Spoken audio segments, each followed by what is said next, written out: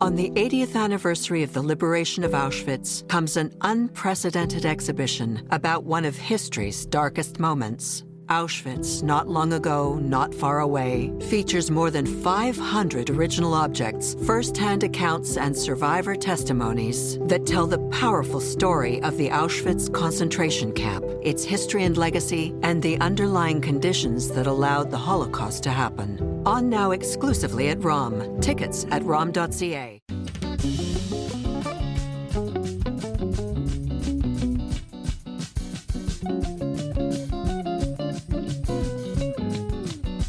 I'm Ellen Besner, and this is what Jewish Canada sounds like for Wednesday, March the 19th, 2025.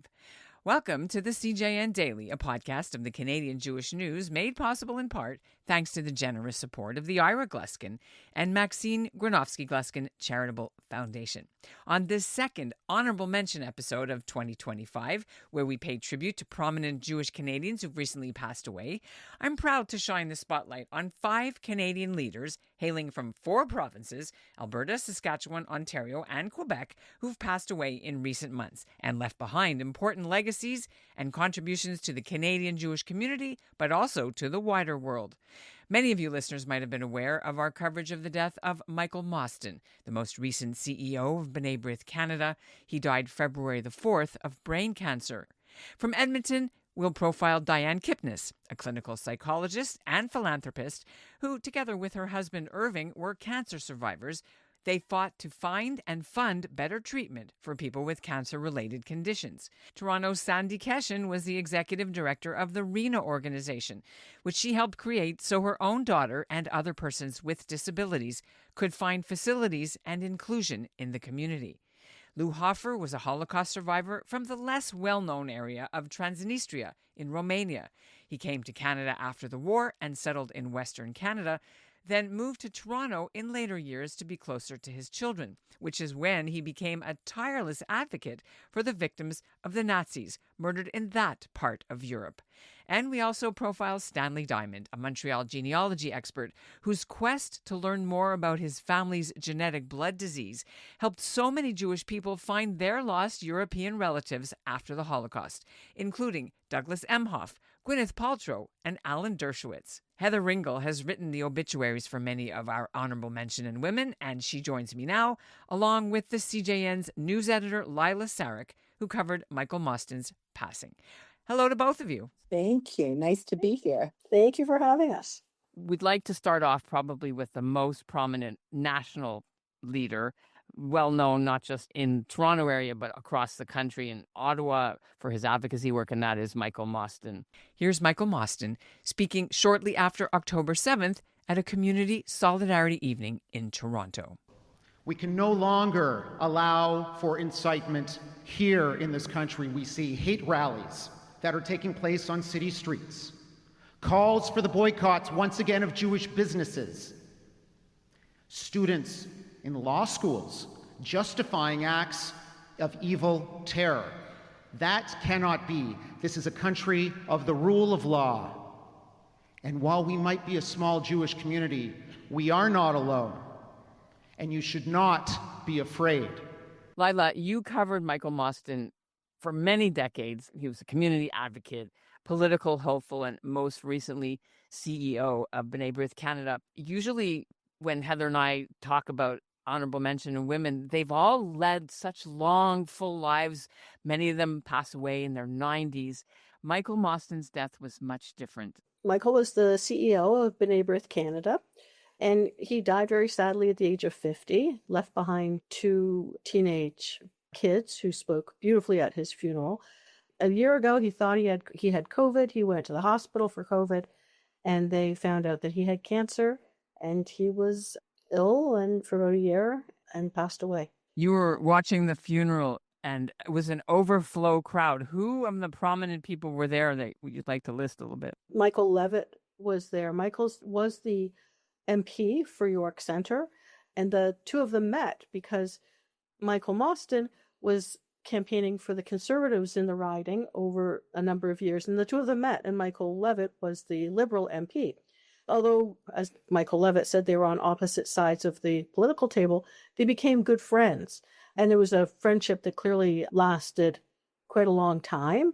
And they would go on walks together and talk together. And James Pasternak, who's the city councillor for the area, was there. And he also spoke about how he had worked with Michael Mostyn quite extensively, addressing a lot of anti-Semitism and a lot of issues in the riding.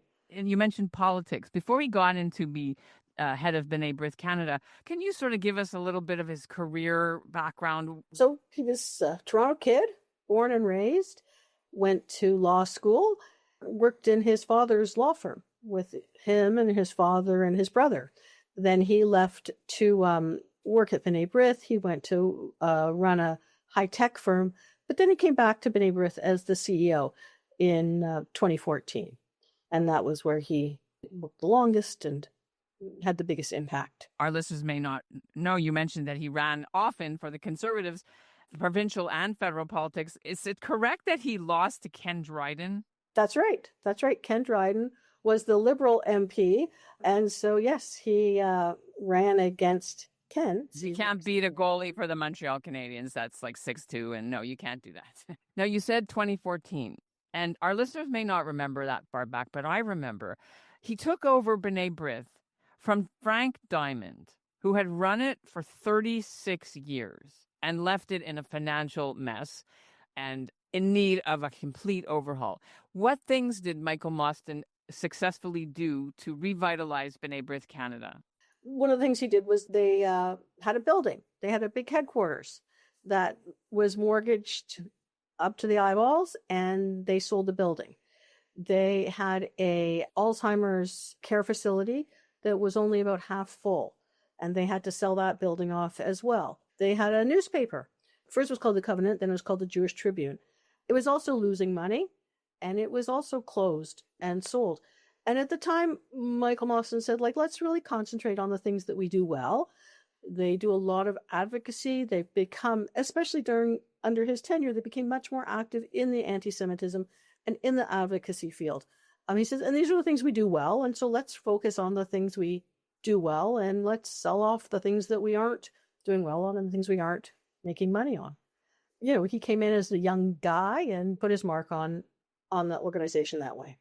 One thing our listeners will know about, and we've covered, is the anti-Semitism audit that comes out every year. And in the last few years, I know you'll agree with me that audit has become sort of the benchmark for many people to refer to how things are in the state of anti-Semitism. Now, the methodology sometimes is critical. We've covered it a little bit, that they don't believe every single thing is in there as anti-Semitism, but yet, would you say that's one of their main achievements under him, is to make this prominent audit? Well, absolutely. I think when people think about B'nai Brith, that's certainly one of the things that would come to mind. So they held every year when it was launched, the last couple of years anyways, there was a press conference in Ottawa.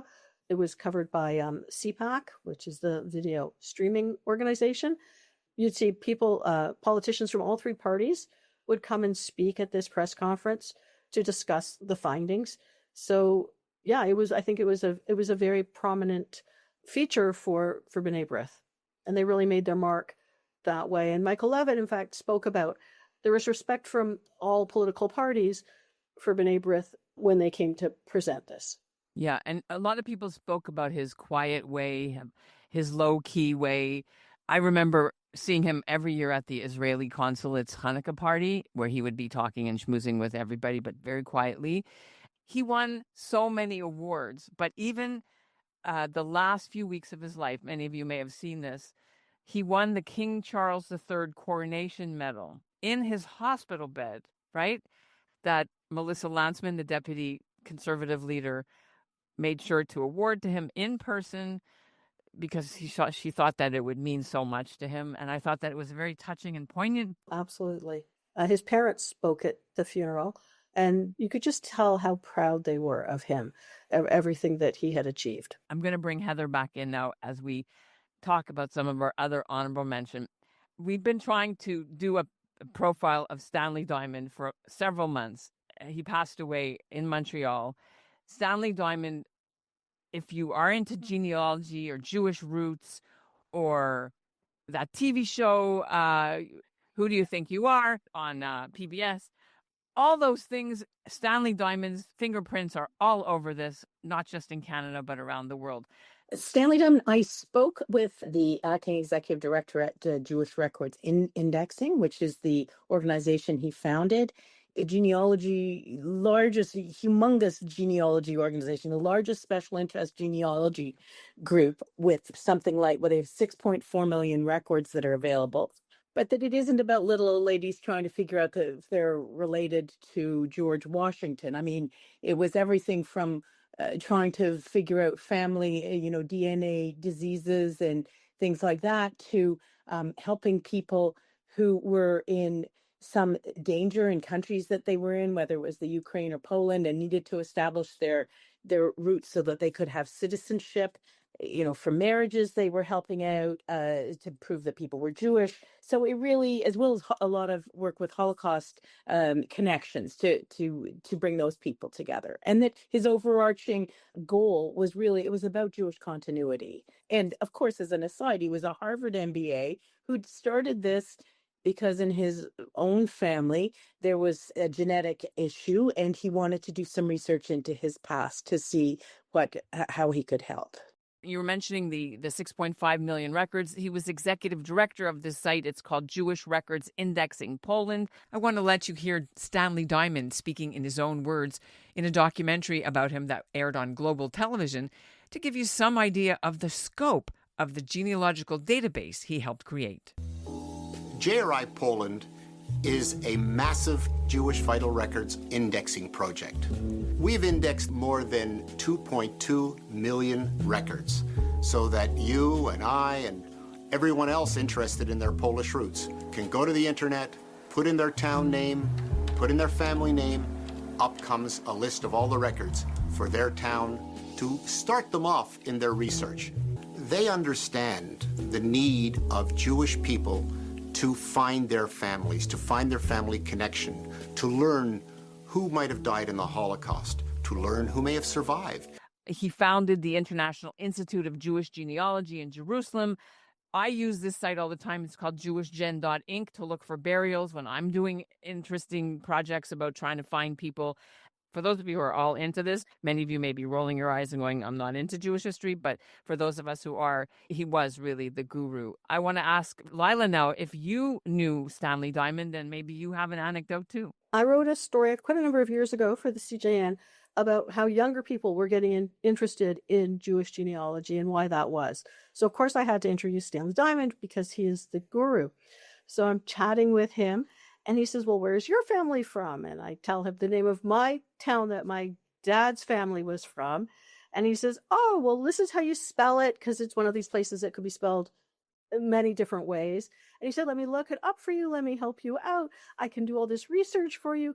He was just so generous with his time and so eager and so passionate about it that even though I was just interviewing him for a story, he also had to know all about where my family's roots are. And like many people Jewish people in Toronto, our family's roots are in Poland. It was quite a number of years ago. It just made such an impression on me. He helped me too in my many research projects, as well as finding a long-lost Besner great aunt, Bella Besner Brodeur, where she's buried, but also find out how it all happened. On the 80th anniversary of the liberation of Auschwitz comes an unprecedented exhibition about one of history's darkest moments. Auschwitz, not long ago, not far away, features more than 500 original objects, first-hand accounts, and survivor testimonies that tell the powerful story of the Auschwitz concentration camp, its history and legacy, and the underlying conditions that allowed the Holocaust to happen. On now exclusively at ROM. Tickets at rom.ca. I think this is an important time to talk about Lou Hoffer. You mentioned Poland is where a lot of Toronto Jewish survivors came from, but Heather, Lou Hoffer was a Transnistria survivor, and that is a very important but unknown kind of story of the Holocaust. The late Lou Hoffer was a spellbinding Holocaust educator. Here he is speaking in 2018 to students at Toronto's Crestwood Academy's Oral History Project. So now, come October, end of September, those of us that live in Višnitz, in the city, are given us the same orders. 24 hours to the railroad station, take along some clothes that you can carry and some food. And we did. And we were sent out to the same Transnistria, only most of us were sent into the Romanian territory. So tell us a bit about Lou Hoffer. So Lou died January 10th. He was 97. He was a educator in Toronto with the Holocaust Center. He came from Romania. He was from a small village called Vichnitz. And at the end of 1941, Lou Hoffer was deported along with his father, his mother, and his brother. And they were being sent to this region of Transnistria, which was also known as the death trap, because the Romanians were kind of cheap when it came to shooting people and using all kinds of means of getting rid of them. So instead, they just starved them and froze them and didn't provide them with shelter or accommodation. And that was what they did with them. And on the way to Transnistria, they stopped in a town called Ataki, on the other side of the Dniester River. It's Transnistria because it's across the Dniester. And they were living for a couple of days in households that had been abandoned by Jews. And there were messages on the walls that said, "We are being killed. If you survive, tell the world what happened to us. Say Kaddish for us. Never forget us."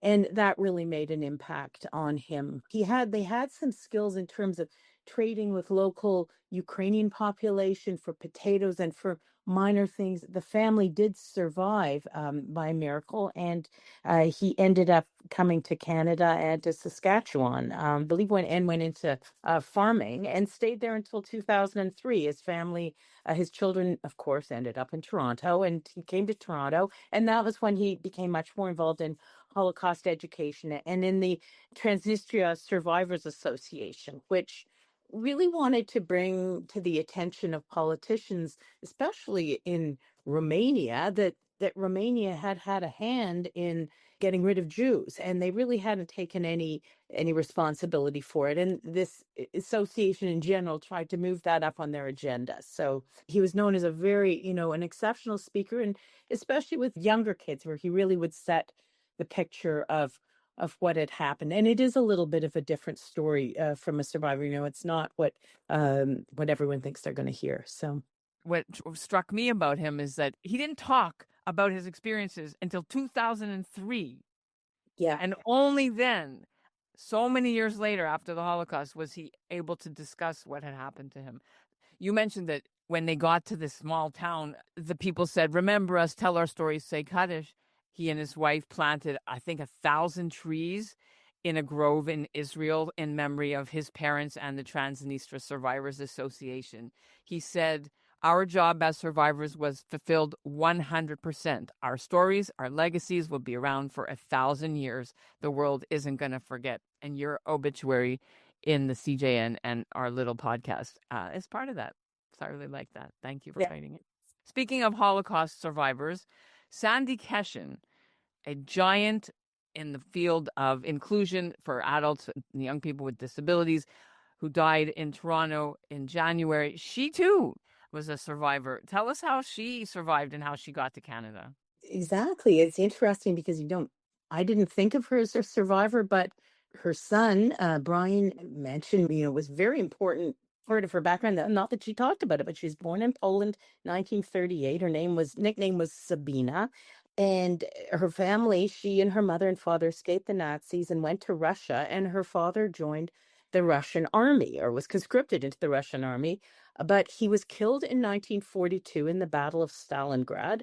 And then they came to Canada with her stepfather and his daughter, Rose, who was around the same age as her. And then her life began in Toronto. So obviously, RENA Foundation. Tell us a bit about why she started in the field of disability. What motivated her to spend, 41 years as executive director of the RENA Foundation? Yes, she had 2 children, and her daughter had a disability, somewhat of a disability, and she saw that her daughter didn't have the same opportunities as her son Brian did, and she really felt that this was wrong and really spurred her into action with a organization that focused on children with learning disabilities. and became aware that there was a real lack of services in Toronto. And this was the early 1970s. And at the time, the Ontario government had made a decision, thank heavens, to start to move people with severe disabilities out of institutions and into a more normal settings so that they could be more independent. It was quite horrifying and primitive to think that they were institutionalized before that. And Rabbi Kelman at Beth Emmet also had a couple of congregants. They all realized there was a need in Toronto to help Jewish families. That was how Rena started, and he called on Sandy Keshen, and she was happy to jump in and help lead the organization. And in the beginning, I think one of the interesting issues was they needed to find a group home. So this was in 1974, and there was a home on Laverne Avenue that they wanted to turn into a group home. And I believe that's in Bathurst Manor. The neighbors were not happy about this. And Sandy went door to door advocating and explaining who would be going in. And it was going to be a Jewish group home and how necessary it was. And she ended up convincing them, turning the neighborhood around so they would embrace the group home. And she was also very political and ended up that North York City Council established a ruling that allowed the city to open one group home per neighborhood. So she really made a tremendous impact. What does the name Rena mean? Rena means joy. And I think that was an idea of Rabbi Kelman's at their 50th birthday. Rabbi Kelman's son, Rabbi Jay Kelman, had said that his father had said, that although the people who were with Rena weren't going to have hope in the classic sense that neurotypical people do, it doesn't mean they can't have lots of joy and happiness. So they named it Rena. Sandy ran Rena for 41 years. And then another Keshen took over.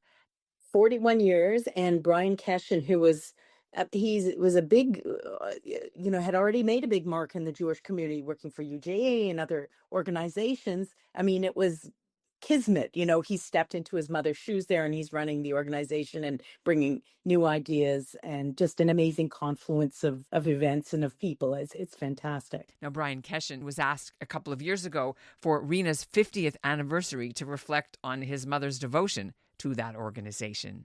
It was 24/7. Someone said I would have to make an appointment to see her. That's not the case. She was always present and available and there, but she was mostly focused on her work and her passion. And finally, of course, we can't end without talking about another respected and beloved philanthropist and also community builder in Edmonton, Diane Kipnis. Diane Kipnis and her husband, Irv, I would say, changed the face of the Alberta health system, Edmonton's cultural system. I'm really interested in how she, who was born Diane Roberta McFarlane, became Kipnis. Tell us about Diane Kipnis, who died December 26th at the age of 81. Her background was in psychology and social work, and she had originally met her husband, Irv, in 1977 in Montreal. He was on his way back with his first wife from a trip to Israel. She was there with her husband having dinner, and they had a mutual friend. So they met in 1977, and then life went on, and both of them ended up being divorced. Diane ended up in Edmonton, and she reconnected with Irv, and they got married. And from then on, the couple just embraced, charities and healthcare, the arts, education, a Jewish community. I know that she was really seen as like a quiet, reserved, elegant, graceful. She brought such passion to, firstly, as you mentioned, the healthcare area. She was diagnosed in the early 2000s with lymphedema in her legs after she had been treated for cancer. And she really brought a focus to that condition, because it was really something, as she said, it was a despair. It was an awful thing to have this illness. And she said the antidote to despair is action. And they started a lymphatic disorder chair at Edmonton University Hospital. They were very active in that. Here's Diane Kipnis. She was speaking in 2018 when she and her husband Irving made a $10 million donation to the University Hospital Foundation to advance research and patient care at the Northern Alberta Urology Centre, which was renamed in their honor. Irv had prostate cancer. I had cervical cancer. We were both very fortunate. This was, Irv was in 2000 and mine was in 2004, so we've survived that. And I think there's a lot of research that can be done. Research is often one of the things that people don't think to support. It's always been really, really important to us, and we have researchers here. We have world-class researchers. You mentioned lymphedema. I just want to know, in case our listeners might not know, she had cervical cancer. And then later on, after surgery, whatever, this is swelling and pain in the legs called lymphedema, and it affects more than 1 million Canadians. My late mother-in-law had it too, and it was horrible to live with.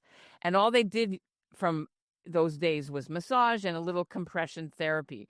So really, really important initiative. She said she always acted as the guinea pig for any of these projects that they were hoping to do, because she felt that she needed to take this on, so nobody else was. When she was diagnosed with this back in 2000, she said they had just, I believe they had been in Europe.